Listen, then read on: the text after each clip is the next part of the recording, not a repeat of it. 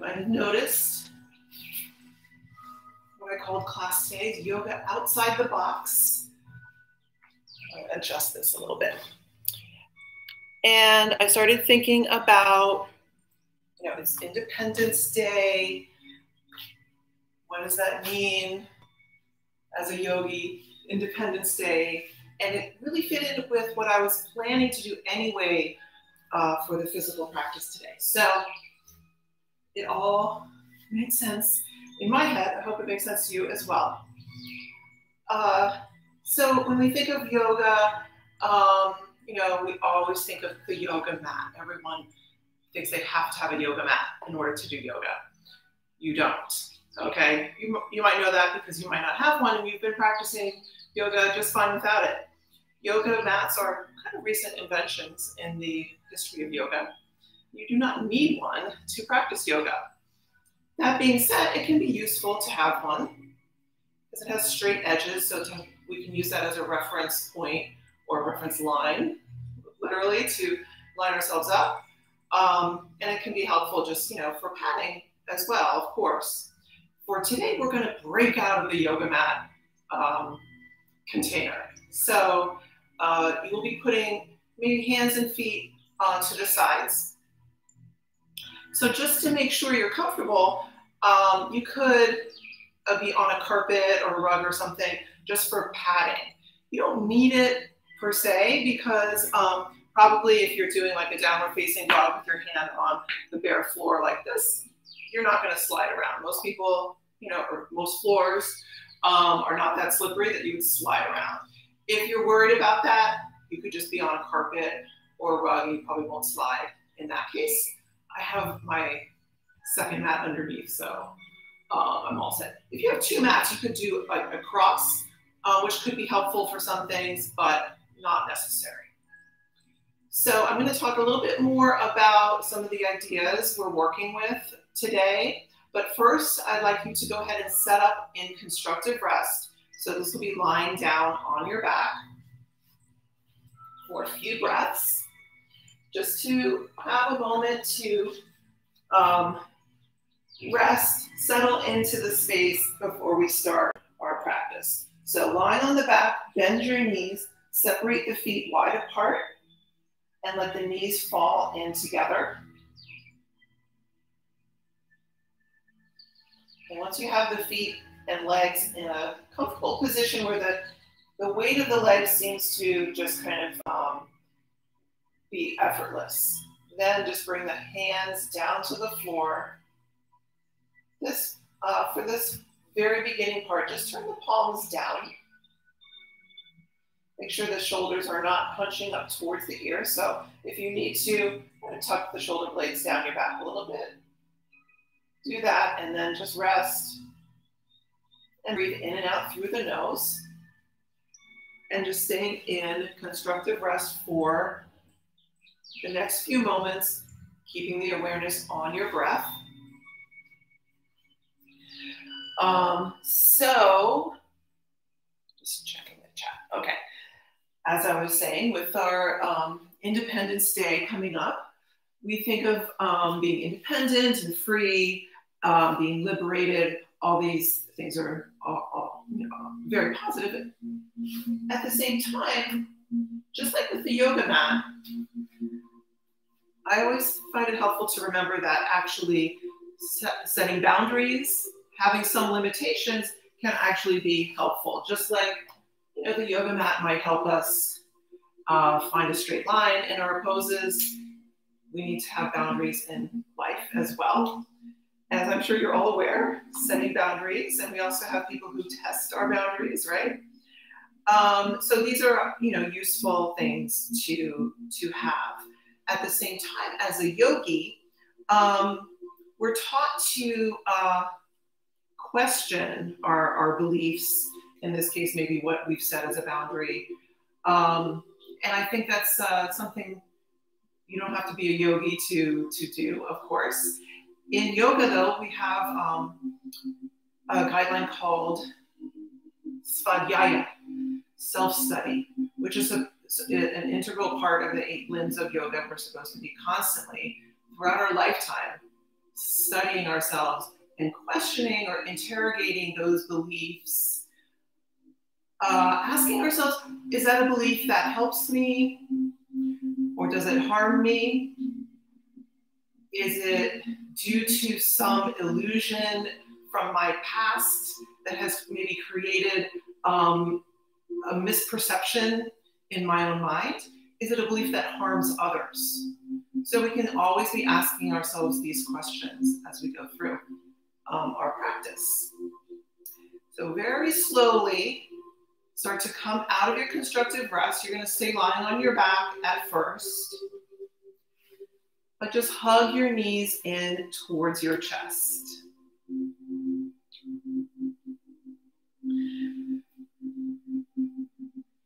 So some of the ideas we'll be exploring in terms of both boundaries and the idea of alignment in yoga. We hear about alignment all the time. We have to have proper alignment. It's very true.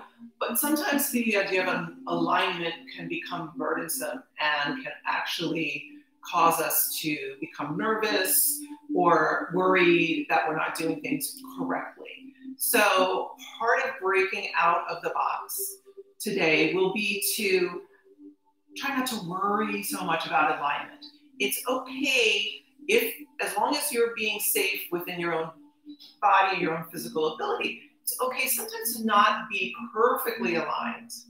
And sometimes it's useful because if we go beyond our perfect alignment, if there is such a thing, maybe a little bit out of alignment, and then we can come back into the alignment and we can find it in a truer, deeper sense than just having someone tell us like, oh, that's the proper alignment.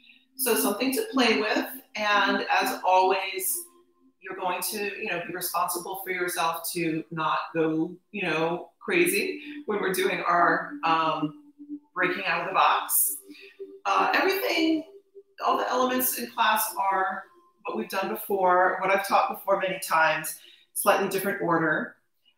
So that's something else to observe, how the different order might affect you, how you experience the poses. So just start to circle the knees around now. Just softly circling around so you feel a little pressure around the lower back as you circle around, kind of rolling around the sacrum and the lower back. And keep the eyes closed. Just slowly circling and then reverse and continue rolling around.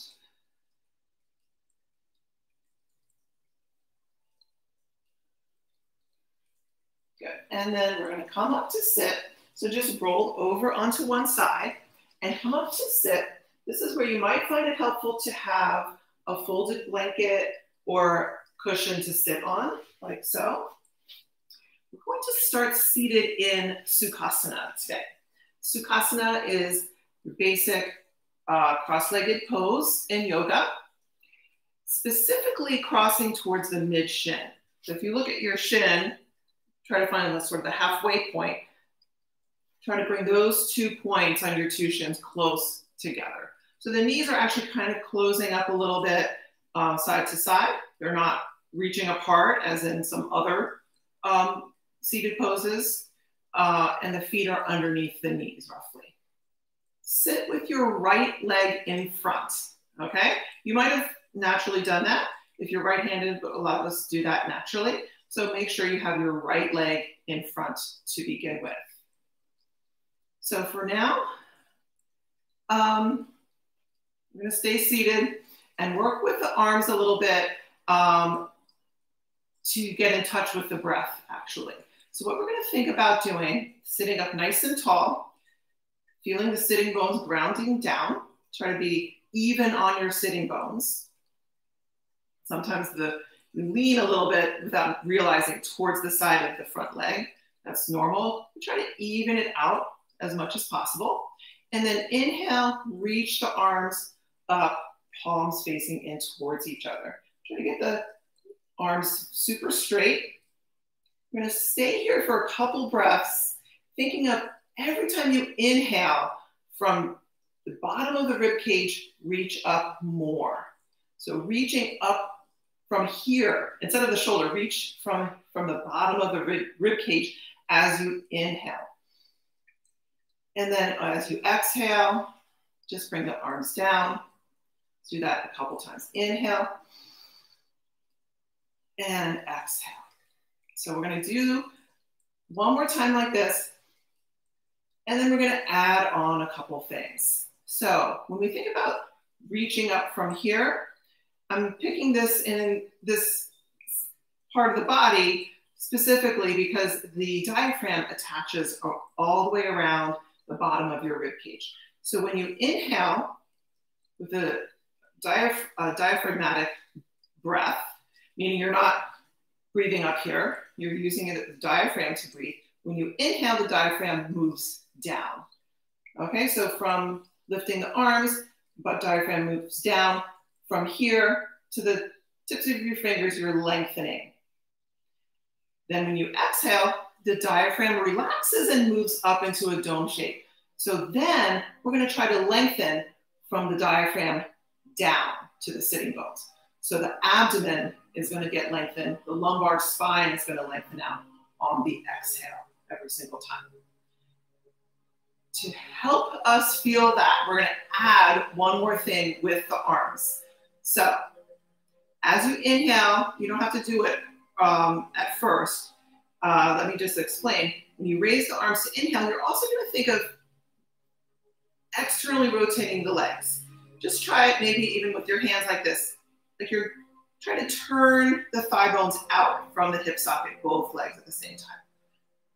Doesn't really move a lot, but you probably will feel the glutes contracting underneath the sitting bones. You might feel like you're actually getting lifted off the floor a little bit because the muscles of the glutes are contracting and bulking up underneath your sitting bones. So that's going to be on your inhale. So go ahead and try that as you raise the arms up. Inhale, lengthen from the diaphragm up. And then exhale, as the arms come down, release this whole activity with the legs. And you'll feel, I hope, the sitting bones releasing down into your prop or the floor, wherever you're sitting. So let's try that a few times. Inhale, roll the thighs out as you reach up with the arms, reaching from the diaphragm up. And then exhale, relax the legs, let the sitting bones descend, and lengthen from the diaphragm down. You can think of down to the pelvic floor or down to the sitting bones themselves. We're going to continue a couple times like that. Inhale, roll the thighs out, arms up. And exhale.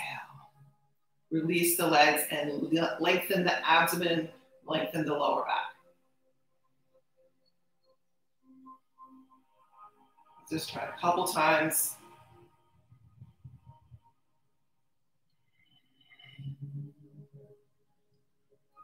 Okay, so we'll come back to that and review it again later. We're going to move on now. So you're going to take your right leg, which is the one in front, unfold it, and swing it around behind. So the foot is pointing back behind you. This sitting bone might lift up off the floor a little bit when you do that. That's okay. Again, we're not going to be super strict on alignment, at least at first, with some of the poses we'll be doing. So for now, you're going to go into a little bit of a twist. So the right arm reaches across to the left knee. The left hand is on the floor a little bit behind you. You can be on your fingertips, or if you need a block, you can use a block. And we're just going to twist around. This is a very free kind of twist. Unlike our seated spinal twist that we usually do, which we will do later. It's an open twist. There's not really an exact place to go to. It all depends on how it feels to you. It also becomes a little bit of a back bend. So go ahead and take a couple breaths there. And you can be as, dramatic here as you want. It's sort of like an old Hollywood dramatic pose. Just letting the head fall back any amount. Hold for another breath. And then you're going to keep everything the same in the body, but just turn the head to look down. Try to see that right knee. Maybe you can see it just out of the corner of your eye. Again, a little bit dramatic. right? You might even press a little bit with the right hand as the head falls back that way now. Maybe the sternum will turn even more. And just take a couple breaths there. Good. And then turn to face forward, facing directly forward. You'll just fold over that front leg a little bit. Just walking the hands forward. Maybe the elbows come down, maybe they don't. Just taking a couple breaths, stretching straight forward. Walk the hands back in. You're going to take that right leg and we're going to internally rotate it, okay? We don't usually do this. We don't stretch in this direction very much. So go gently. What we're going to do is keep the knee down, lift the foot up. Okay, so this whole right thigh, you're thinking of turning it in. So it's the opposite of what we were doing before when we were sitting in Sukhasana, right? We're turning it in.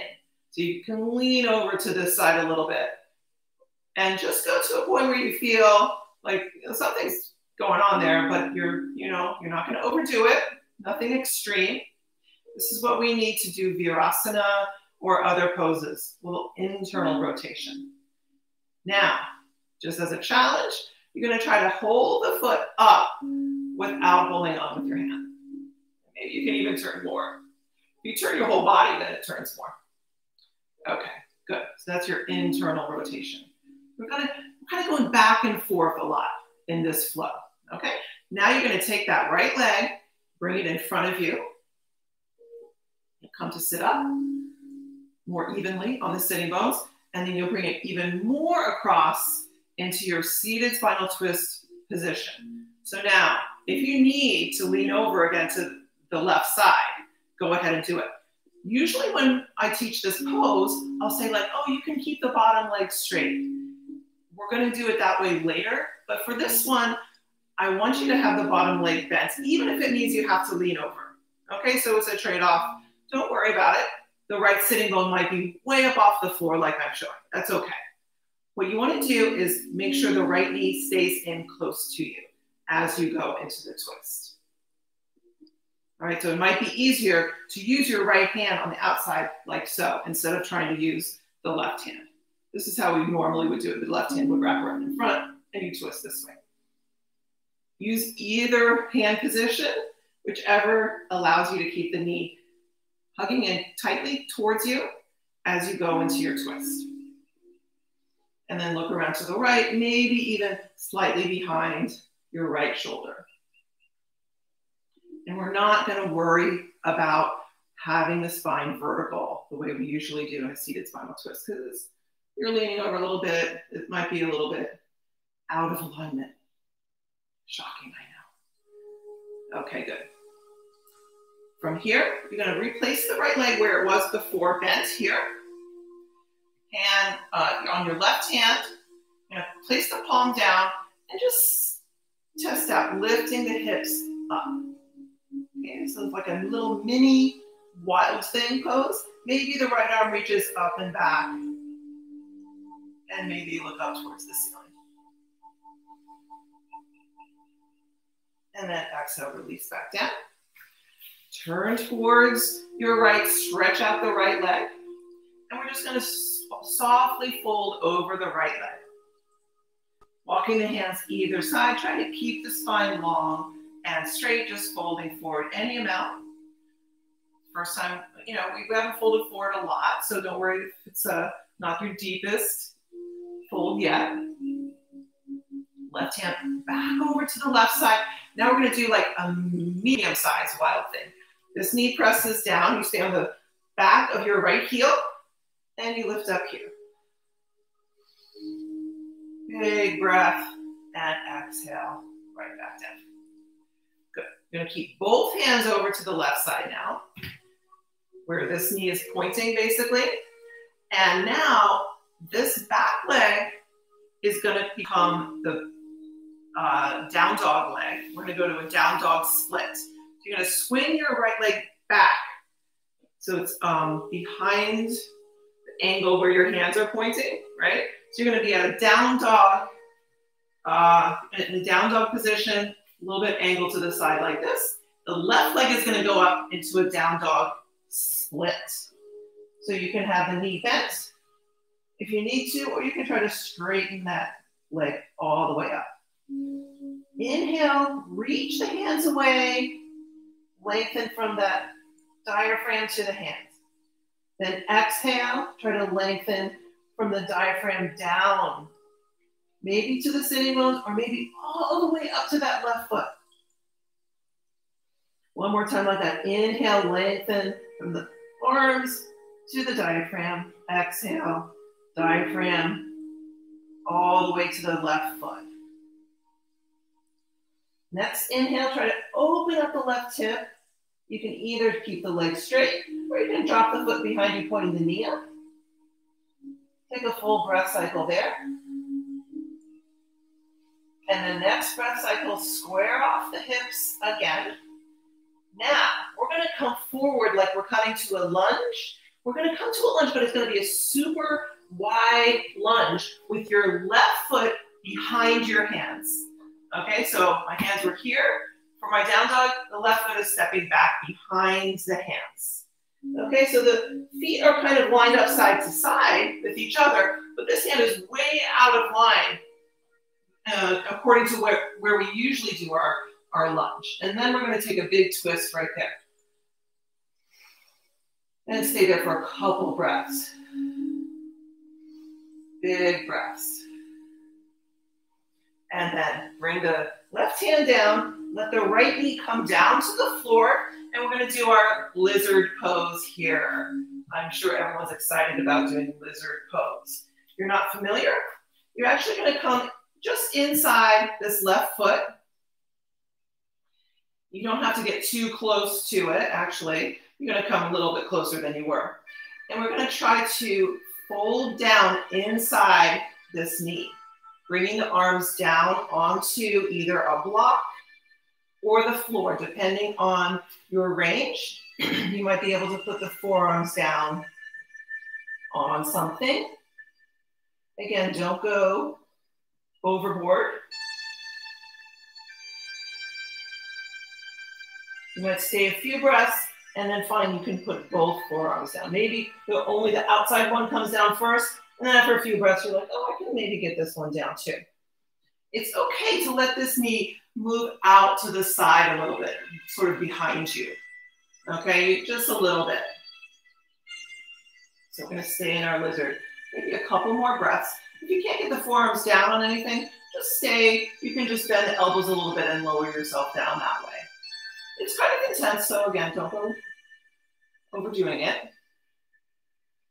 Okay, so from here, we're gonna come into our regular lunge. Now we're just gonna be sideways, okay? So you're gonna tuck the back toes and lift up that back foot. We're gonna come to warrior one now. So the right foot might hop a little bit out towards the front of the mat a little bit, so you have space between your feet this way. You're facing to this side. Inhale and exhale, warrior one. Good. Stay in your warrior one legs, bring the arms behind you, interlacing the fingers. Inhale and exhale, little bit of a back bend in the upper spine. And then folding forward, take a few breaths, and devotional warrior, lifting the arms up behind you, trying to tuck the upper body inside that front leg. Let the head go, top of the head drops towards the floor.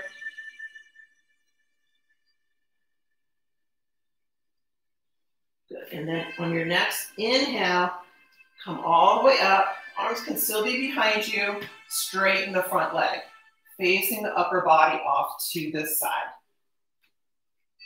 I'm gonna fold forward now over this straight leg in a Parsvottanasana variation, which means you're gonna keep the arms behind you as long as you can. If you need to put them down on the floor, you can always put them down on the floor, or you can put your blocks either side of that front foot and put your hands down on the blocks. The back heel can stay down as it is. If you need, or it feels like you can go further by twisting onto the ball of the back foot, you could do it that way as well. Excuse me, I'm gonna show with the heel down. So once again, you're going to inhale, a little back bend in the upper spine. Exhale, and then on your next inhale, start to fold forward. And on your exhale, find that range as far as you can fold forward again, lifting the arms behind you. You can either stay like this, or whenever you need to, release the hands down to the floor. Good. From here, you're going to bend the front knee again. We're going to line up the feet for warrior two. So now the feet are more in line, one behind the other. Front knee stays bent over the front ankle.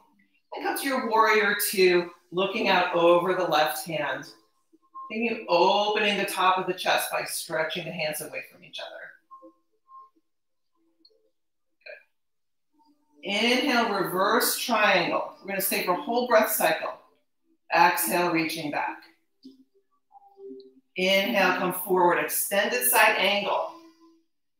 And exhale, arm up. We're going to stay here again, a couple more breaths. You can stay just like this. You could try putting your hand down further on the block or the floor, or just stay here and work with the upper arm going back behind you, tucking it around behind you, reaching the fingertips towards the top of this thigh from behind you. So you're spinning the chest up towards the ceiling, any amount.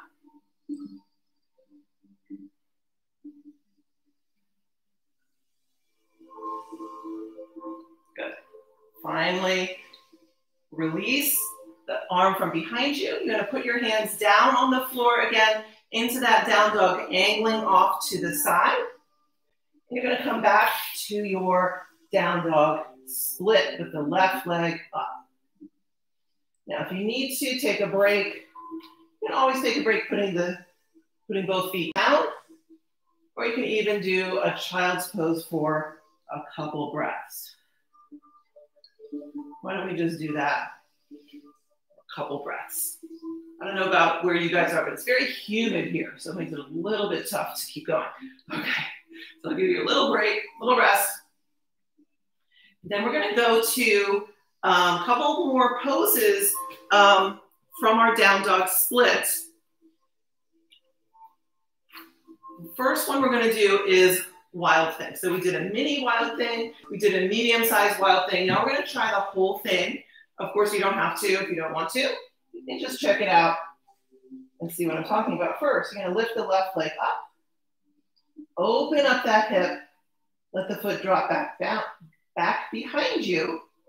Start to look under your left arm. And then keep turning. Come on to the left fingertips. Keep turning. Maybe this foot comes down to the floor behind you. And you lift the left arm up. And then you reverse everything. Probably not good to have a block right there. Oops. And come back up to your down dog. And then we're going to come forward as if we're going to do plank. We're going to bring that left leg in underneath us. Turn so the left leg is pointing over to the right side. Stretch it out. Come onto the outer edge of your left foot. And now we're turning the other way. Fall in triangle. You can stay there for a moment. Now you're going to put your hands down.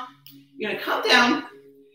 You're going to stretch the left leg out straight out to your right side. The right leg is straight going back behind you. So the legs are at 90 degrees. And you're going to turn towards the floor. You can bring your arms down, sort of like a Sphinx position. You're going to have both feet flexed, like you're in Tadasana on both feet. You might be able to take it into more of a twist by bringing the right arm in closer, or maybe even tucking it or threading it underneath that left arm. It's pretty deep already, so don't worry if you're not going too much further into the twist. You might also be able to rest the head down.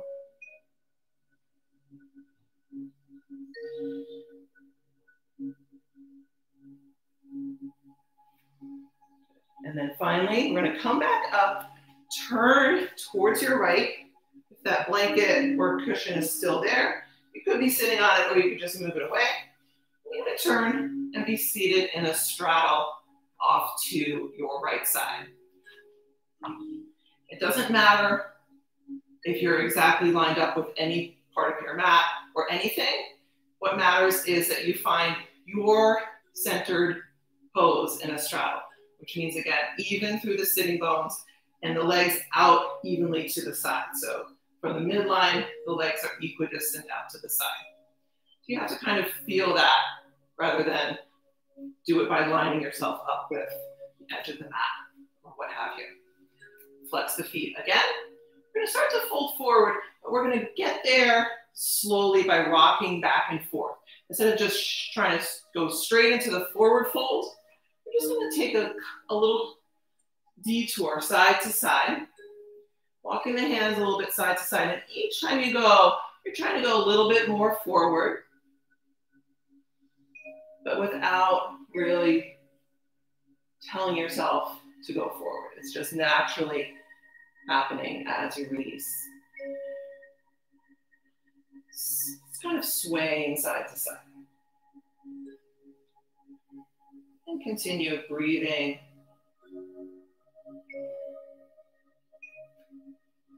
Any amount. We're gonna stay here just a couple more breaths. So you can put the arms down or forearms down. And then slowly come back up to sit. So we're gonna take the back leg, your right leg, and fold it in. Start to turn towards the front. And we're gonna come back to our Sukhasana with the left leg in front now. Of course, because we have to do the other side. So I'm sitting back up on my blanket in Sukhasana with the left leg in front now. Of course, I'm mirroring you. So now you're gonna sit in your Sukhasana. Let's go back to the breath again a little bit. Inhale the arms up, reaching up from the diaphragm. And then exhale, reach from the diaphragm down to lengthen through the abdomen and lower back. Let's add the legs now.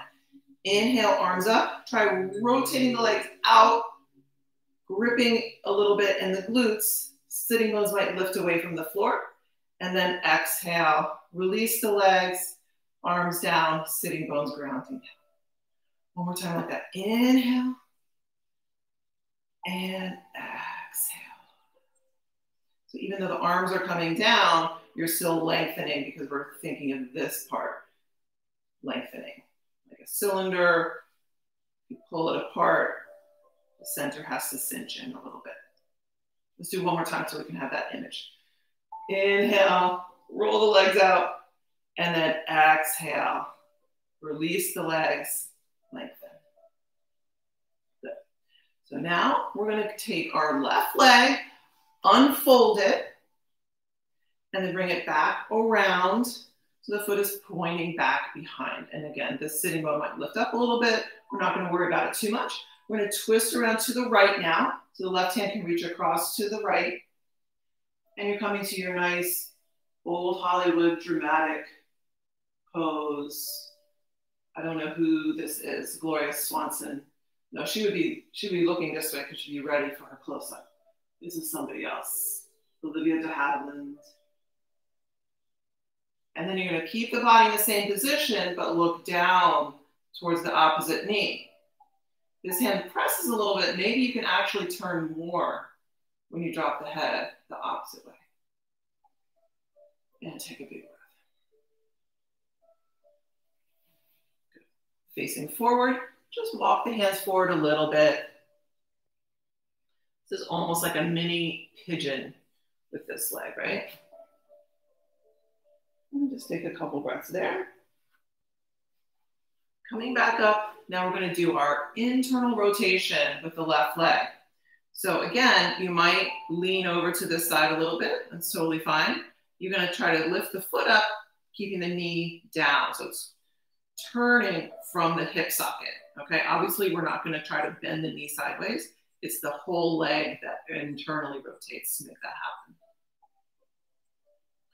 It might not go that far. If you're not used to doing this, your body might be saying, I've never done that before, or this is weird. So just respect that. Eventually, if you keep doing it, the body gets used to it. Then you're gonna hold the foot up without using your hand. Good. Then release, come to sit, trying to center yourself again. And then bring that leg around. And we're gonna bring it around even more to our seated spinal twist position. Both legs bent. Again, if you need to lean over to the side to be in this position, you just go ahead and do that. And then when you twist, you keep your hands here. So the left hand presses on the outer left knee to help you twist. If you can sit more upright, then you can do sort of our more usual arm position. Either way, you're doing the same twist. And both hips are getting stretched out a little bit. If you straighten out the bottom leg, the top hip is getting a stretch and the bottom leg is just kind of hanging out. This way, at least you're doing a little bit of both at the same time. Two birds with one stone, so to speak. Okay, release the twist. We're gonna replace that left leg and do our little mini wild thing, right? So the right hand's planted down behind you, lifting the hips up. Take a breath.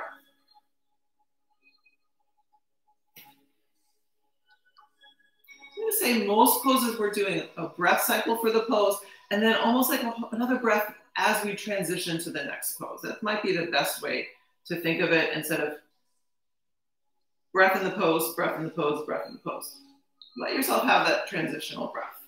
I'm gonna try to add that to my teaching. So you're gonna stretch out your left leg and we're just gonna fold forward towards that straight leg, any amount.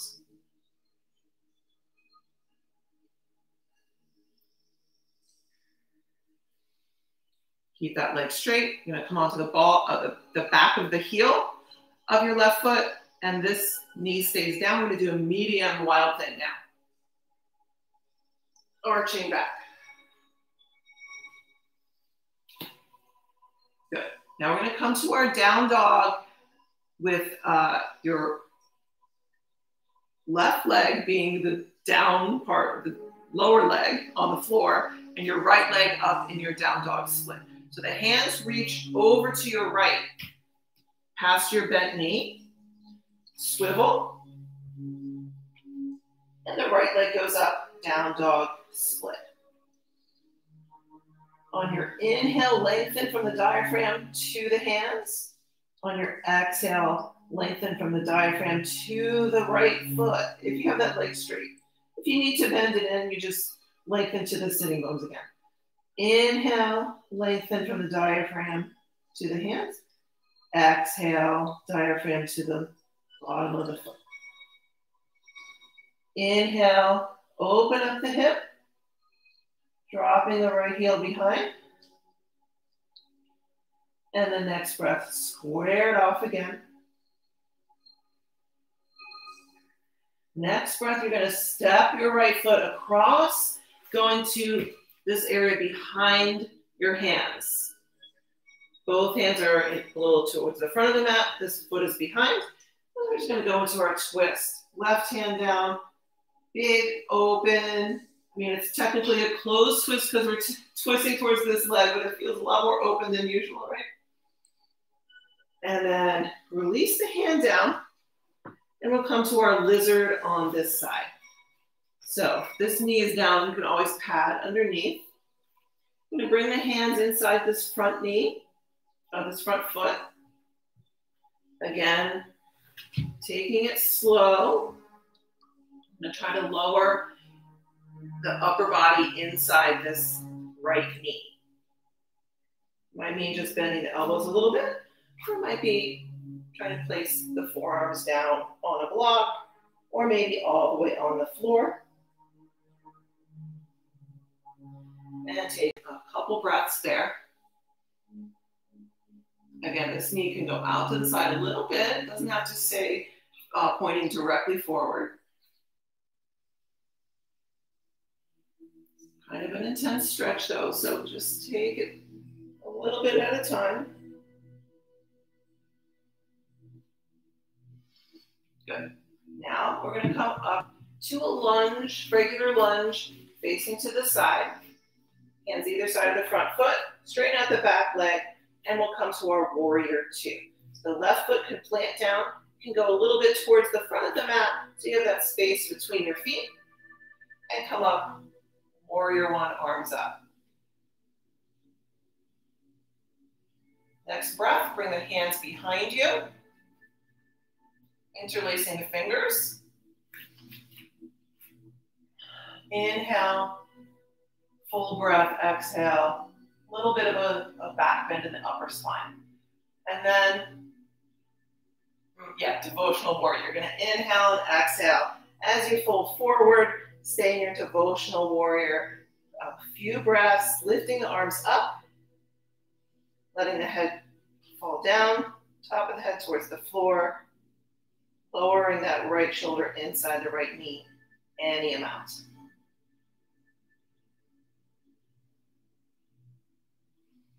And then inhale, come back up, straighten the front leg. You're still facing to the side and still behind you. Once again, inhale, back bend in the upper spine.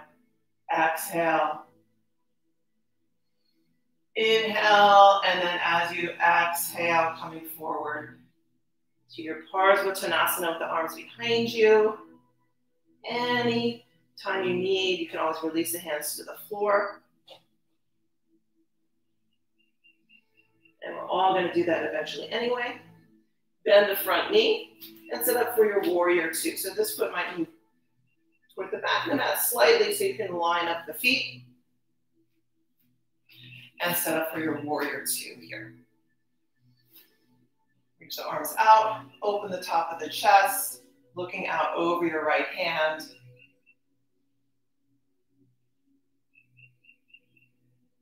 Inhale. We do reverse triangle, I think. Inhale, reverse triangle, so straighten the front leg for a moment. And exhale, reach back. Rebend the front knee, inhale. Right forearm down. And exhale, reach the left arm over the left ear. Stay here for a few breaths, maybe 3 to 4 breaths. You can keep the arm where it is or reach for further down. You're going to take the left arm, wrap it around behind you. Trying to spin the chest up towards the ceiling, any amount.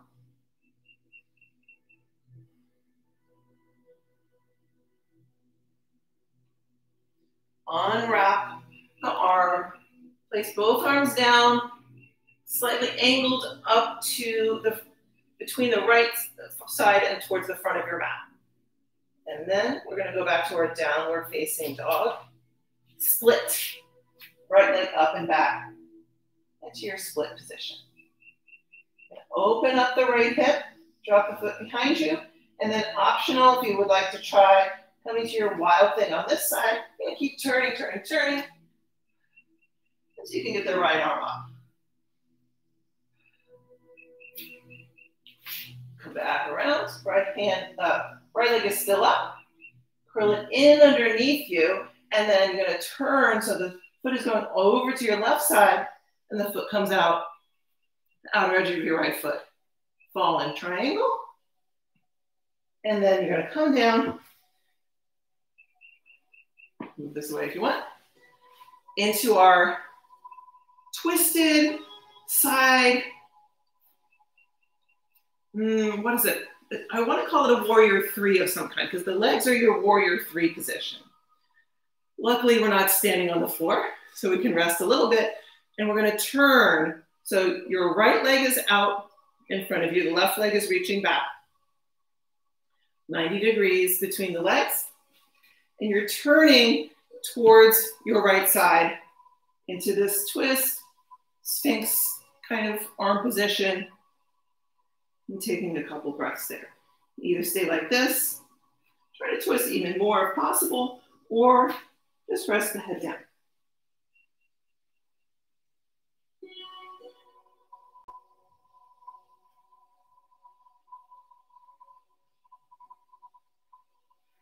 Good. From here, you're going to push yourself back up, turn towards your left, and just let the feet swivel so you're back in your straddle facing off to the left side.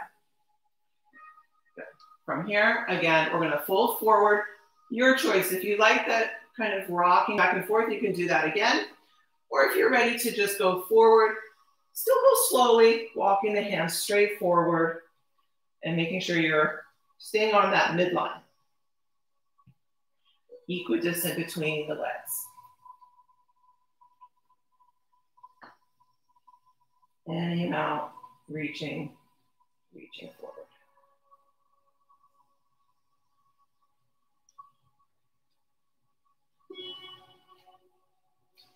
As you walk the hands back, come to sit up. You take the back leg, fold it in, turn to face forward again, and you're back in your Sukhasana. We'll just sit here for a couple breaths.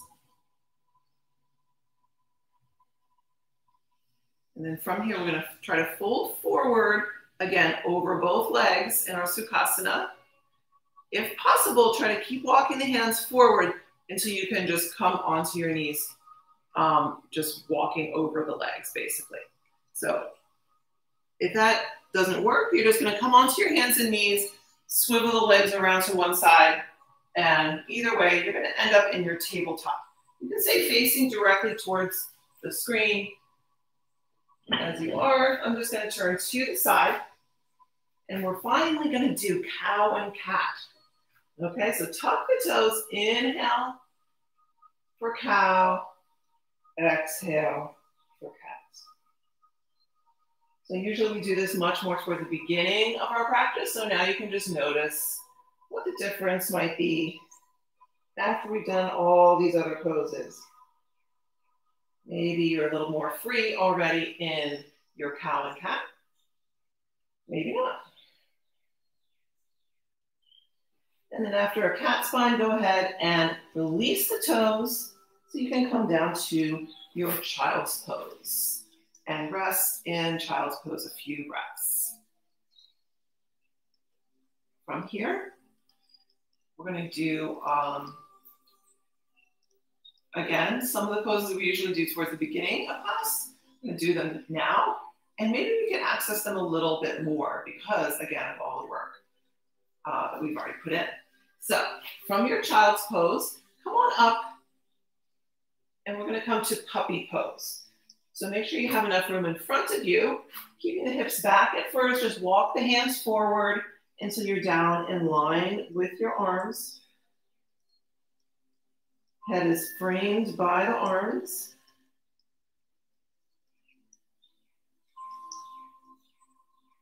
And then bend both elbows, planting the forearms down. Shift forward to your shoulders or over your elbows, and then reach one leg straight back, the other leg straight back, to come to your forearm plank.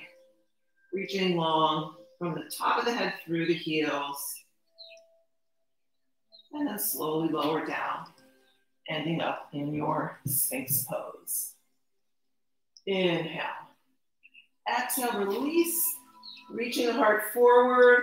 Face comes towards the floor. Drag the hands straight back by your lower ribs. Inhale, cobra.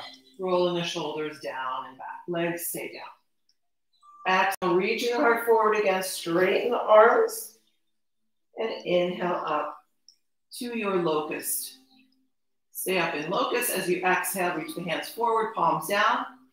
And inhale back to Sphinx. From here, we're going to walk the hands a little bit back under the shoulders, push up and back to tabletop, and then again to downward facing dog.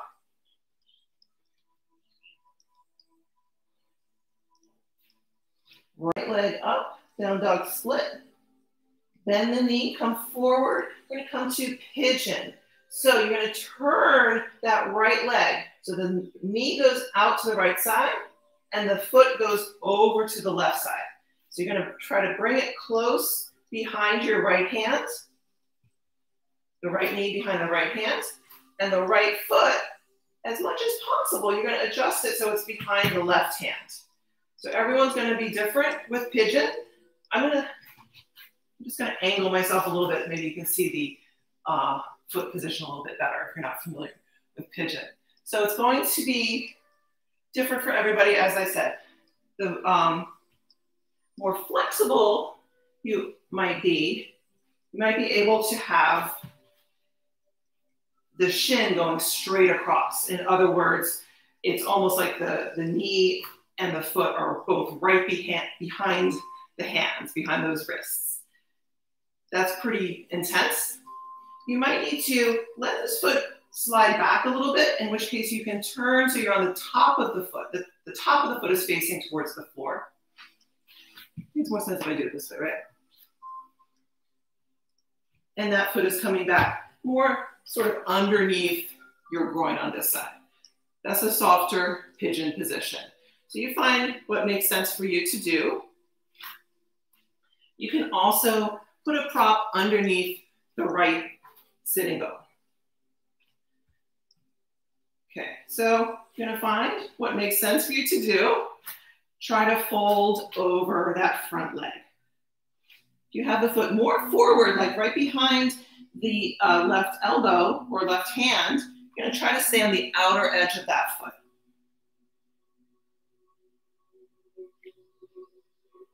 And the left leg is just stretching right back behind you.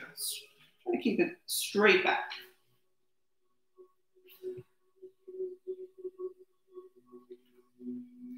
Okay, so if you're on your forearms, walk your hands back in so you can come back onto your hands. You're gonna sit off to your right side.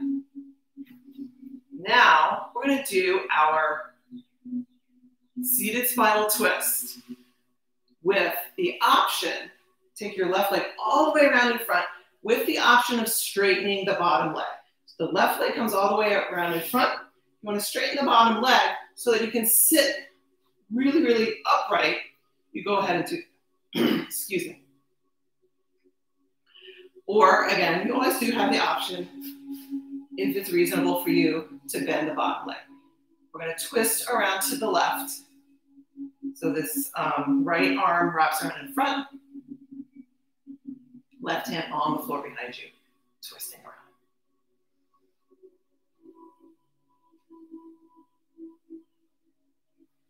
And here we are gonna try to make the spine feel vertical, right? When we did it before, we were a little bit maybe leaning to the side or whatever.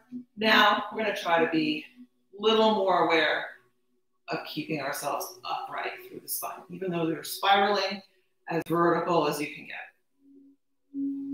Good. You're gonna turn to face forward and then a little bit to the opposite side to counter twist. And then facing directly forward again. If your bottom leg is already straight, you keep it there. If it's not, you straighten out that bottom leg and then also the top leg.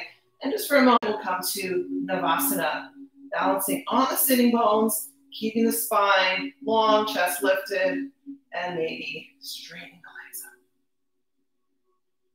And then finally, coming back down. I turned around, so I'm not sure which direction you guys are facing now.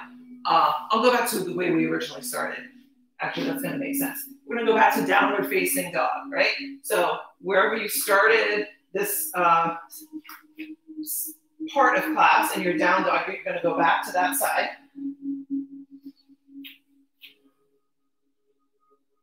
Take a moment in your down dog and then left leg up, down dog split. And we're coming to our pigeon on this side.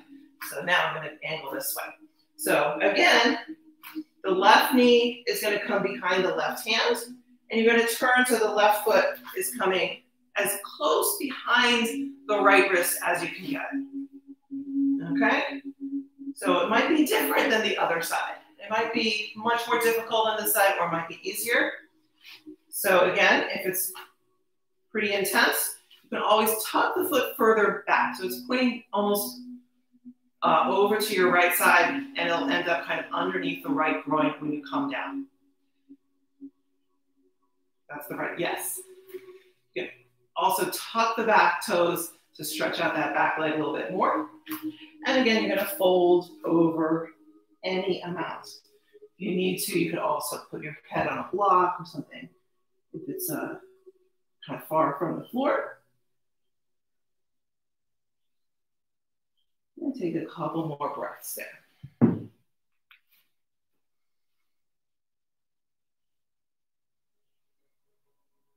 And then finally, walk the hands back in. We're going to sit off to the left side. And now we'll come to our seated spinal twist on this side. So the right leg can come all the way around and tuck outside that left knee. And again, you always have the option if you want to straighten the bottom leg. That helps you sit more upright. Twisting around to your right, left arm wraps around in front. And again, thinking of vertical through the spine. This is actually a mudra, thumbs up. It's actually a mudra in yoga, and it helps you think of straightening the spine. Can you do a thumbs up without feeling you have to stand up straight? You probably could, but it helps when you are trying to stand up straight. Good. And then unwind. We'll do one last Navasana on this side. So both legs straight. Trying to balance on the sitting bones, not the tailbone, the sitting bones. You can hold on behind the knees if you need to, or you can try to straighten everything without holding on. And then lower back down. Hug yourself in towards your knees for a moment, and then come to lie down on your back once again. We'll do one regular bridge here. So feet kind of close in. Feet are parallel, legs are parallel, hip width apart. Arms down alongside you, palms pressing down. Inhale and press into the feet to lift yourself up off the floor. You can stay like this. If you would like to, you can interlace the hands underneath you. And press the arms down, lift the hips even higher.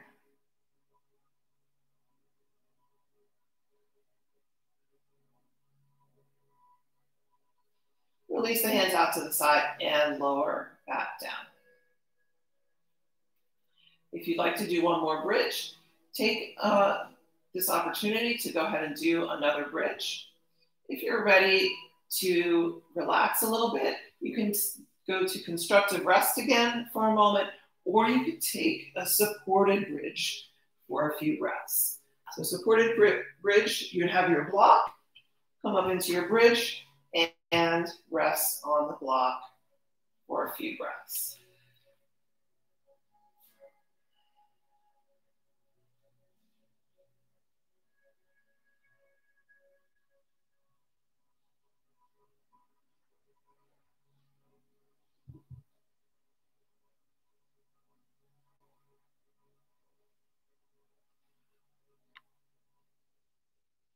From here, we'll just do a very gentle supine twist. At first, just hug the knees in. Once again, maybe rock a little bit. And just take the knees over to one side. And place them where it feels right to you. I'm not even going to tell you what to do with the legs. That's how free we are today. We can just let the twist happen. If it doesn't feel like it's the right choice for you, feel free to adjust the legs or just come back onto your back.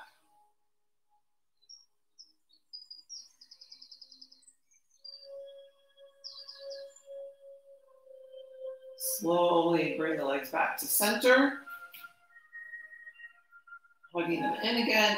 And then go over to the other side.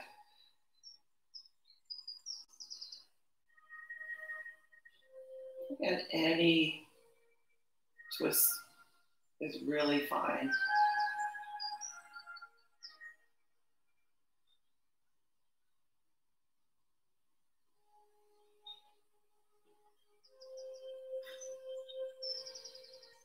And then finally, setting up for your Shavasana, your final relaxation.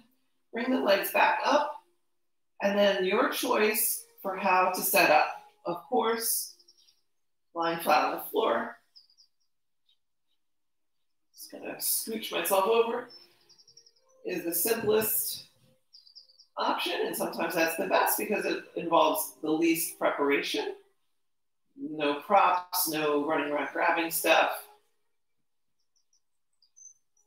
Cut to the chase.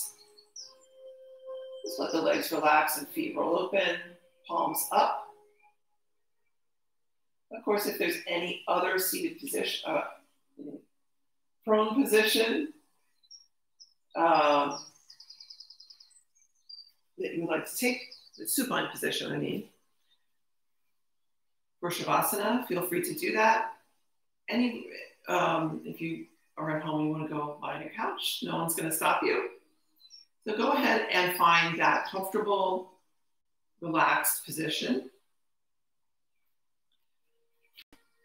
that will allow you to release as much as possible. So starting with centering breath a few times, inhale through the nose and exhale through the mouth. Softly and gently, 3 to 4 times.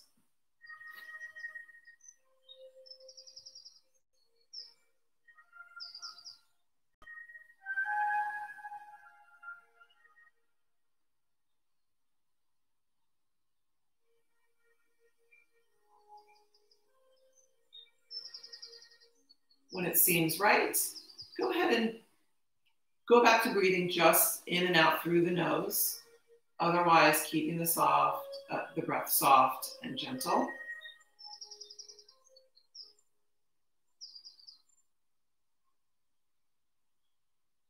Taking a quick scan to make sure you're releasing anything that might be being held onto, such as the muscles around your eye sockets, anywhere in the face, jaw, throat, or anywhere else that you notice that you're gripping or holding onto something, as well as in the mind. So the expression thinking outside the box that we always hear, we have to think outside the box. It's interesting as an expression. And there's someone who said something that I heard one time, and I'm sorry I can't give the source. I have to try to find out where this comes from.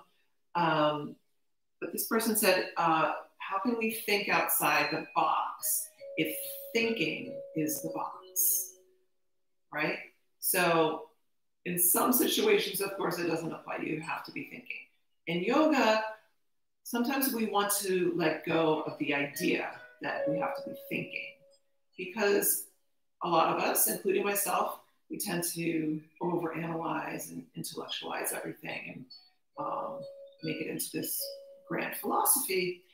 Our practice of asana is about coming back to the body and just feeling what's happening through our physical sensations, right?